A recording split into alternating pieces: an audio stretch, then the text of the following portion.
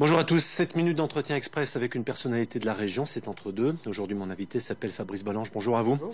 Géographe à l'Université Lyon 2, spécialiste de la Syrie et co-signataire d'un appel pour l'Observatoire du décolonialisme et des idéologies identitaires, appel publié par l'hebdomadaire Le Point.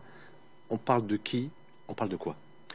Et on parle dans cet observatoire d'une génération de chercheurs, d'universitaires, qui aujourd'hui font la promotion de cette idéologie décoloniale, indigéniste, venue des États-Unis, et qui se marie très bien aussi avec l'islamisme rampant, le communautarisme, qu'on a aujourd'hui dans le milieu universitaire en France et plus généralement en Europe de l'Ouest. C'est quoi le problème? Le problème, c'est que ces personnes ont une vision extrêmement totalitaire de la recherche, enfermant les enseignants, les chercheurs et les étudiants, surtout très influençables, dans un schéma de pensée qui ressemble à ce qui a pu se produire dans les années 70 avec, par exemple, le maoïsme, le terrorisme intellectuel lié au maoïsme, surtout dans les facultés de sciences humaines et sociales, qui sont les cibles parfaites pour ces personnes.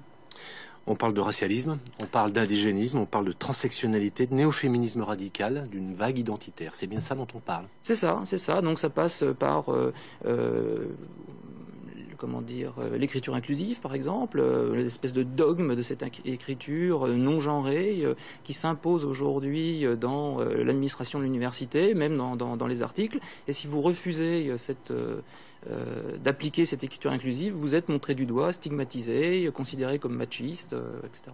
Il y a une forme de paradoxe. D'un côté, on réfute la race, parce qu'il y a aussi, on va dire, la noblesse du combat, hein, lutter contre le racisme, contre toute forme de discrimination, mais d'un autre côté, on s'en prévaut pour à la fois justifier des études et aussi pour exclure d'autres chercheurs. Oui, parce que, par exemple, il y a des ateliers, des séminaires décoloniaux qui sont interdits aux Blancs.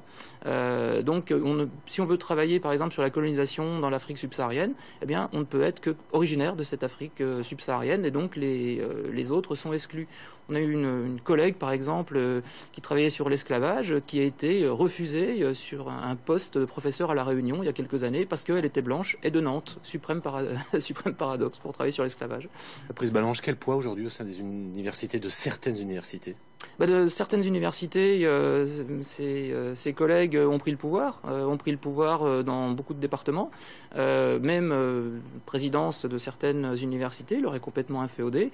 Donc ils jouent sur les recrutements, ils jouent sur les programmes de recherche pour se renforcer davantage. Il y a un mot qu'on entend derrière, qui est repris par le débat politique, c'est islamo-gauchisme au sein des universités. Vous vous rappelez, ça crée une forme de polémique.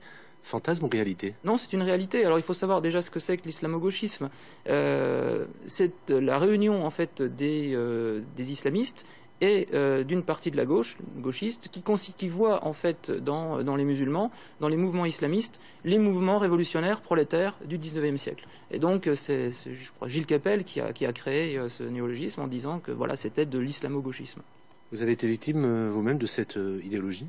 Oui, tout à fait. Dans mes recherches sur le Moyen-Orient, sur mon interprétation de la crise syrienne, j'ai eu la grande majorité des islamologues français contre moi, qui ont lancé des rumeurs pro-Bachar, complices du bourreau, etc.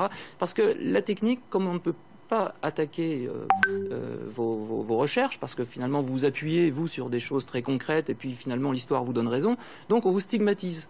Donc on vous jette l'opprobre, de manière à ce que vous soyez un pestiféré et qu'on ne vous invite plus dans les colloques, que vous n'ayez pas de promotion, etc. Vous participez à l'émission aujourd'hui? Oui. Vous avez signé cet appel? Oui. Pourquoi? Est-ce que vous n'avez pas un peu peur? Non, je n'ai pas peur, mais parce qu'il faut réagir. On ne peut pas se laisser écraser par ce rouleau compresseur.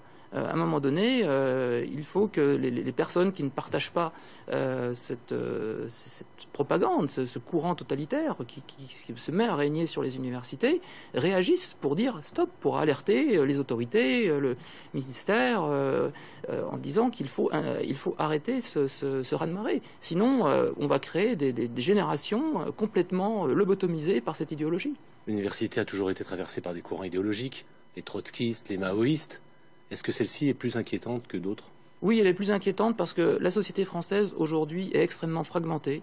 On a un communautarisme comparable à ce que vous pouvez avoir au Liban, en Syrie, enfin, au Moyen-Orient. À ce point-là? En France, tout à fait. Vous avez des quartiers qui, aujourd'hui, ce que mon collègue Bernard Rougy appelle les territoires conquis de l'islamisme, où on a une fragmentation communautaire très, très nette.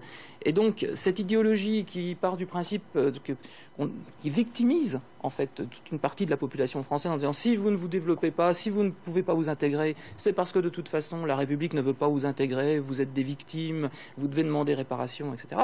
Donc, au lieu de les pousser vers une intégration, on dit ne vous intégrez pas, ça ne sert à rien. Donc, c'est extrêmement dangereux parce qu'il jette de l'huile sur le feu.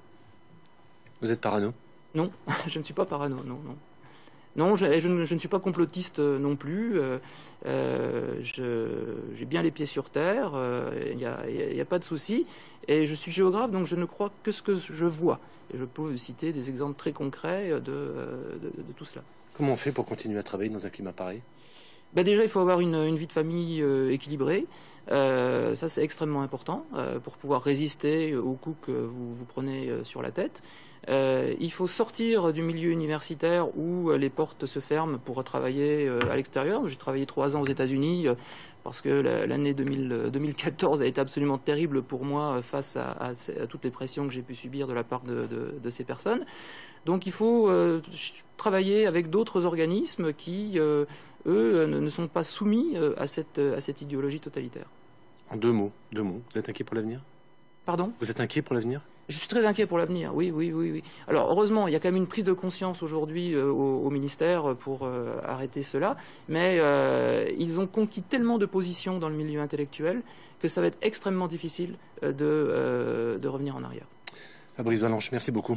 Tout de suite, Paul Satiz, 7-12-13.